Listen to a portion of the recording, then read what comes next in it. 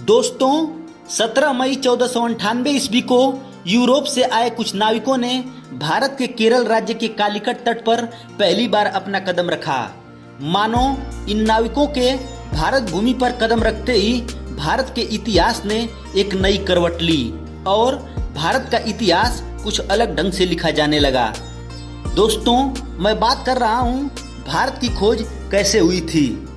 दोस्तों 17 मई भारत के इतिहास का वो दिन था जब यूरोपियन समुद्री नाविक एवं खोजकर्ता वास्को डी गामा ने पहली बार भारत की खोज की। दोस्तों अभी यह बात सबको खटक रही होगी कि भारत का इतिहास हजारों साल पहले प्रारंभ होता है, जहाँ दुनिया की सबसे विकसित सभ्यता सिंधु सभ्यता थी, जहाँ मौर्य वंश, गुप्त वंश, मुस्लिम वंश आदि वंशों के राजाओं ने कई दशकों तक भारत पर राज्य किया। फिर भारत की खोज 17 मई 1498 ईस्वी को हुई, ऐसा क्यों कहा जाता है? दोस्तों आपको बता दें कि भारत पर जितने भी आक्रमण हुए और भारत के साथ जितने भी व्यापार विदेश से हुए वह सब जमीनी रास्तों से, खासकर सिंध प्रांत से हुए।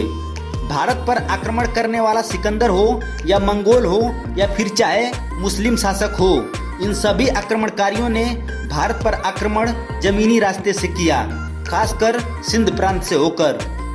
लेकिन पहली बार कोई विदेशी समंदर के रास्ते भारत आया, जिसे वास्तव में भारत की खोज कहा गया। दोस्तों प्राचीन काल में भारत सबसे ज्यादा कृषि उत्पादकों के लिए, खासकर मसाले और कपास के लिए प्रसिद्ध था। दुनिया भर में इन उत्पादकों की मांग सबसे ज्यादा होने के कारण अरब तथा यूरोप में भारत के साथ व्यापार करने के लिए होड़ लगी रहती थी। लेकिन यूरोप के पास कोई व्यापारिक मार्ग नहीं था जो जमीन से जुड़ा व्यापारिक मार्ग था। वह अरब देश से होकर गुजरता था और काफी लंबा और खतरों से भरा हुआ था। उस पर अरब व्यापारियों का कब्जा था और वे इसका इस्तेमाल यूरोप वालों को नहीं करने देते थे।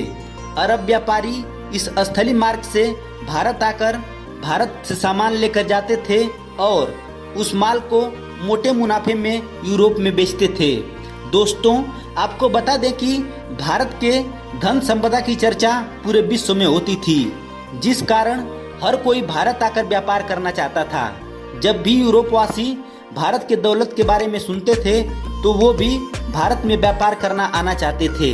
लेकिन जमीनी मार्ग पर अरब व्यापारियों का कब्जा होने के कारण वे उन्हें उनका इस्तेमाल नहीं करने देते थे, जिसके बाद यूरोप ने व्यापार मार्ग की समस्या को खत्म करने के लिए समुद्र के रास्ते के जरिए भारत की खोज करने की सोची।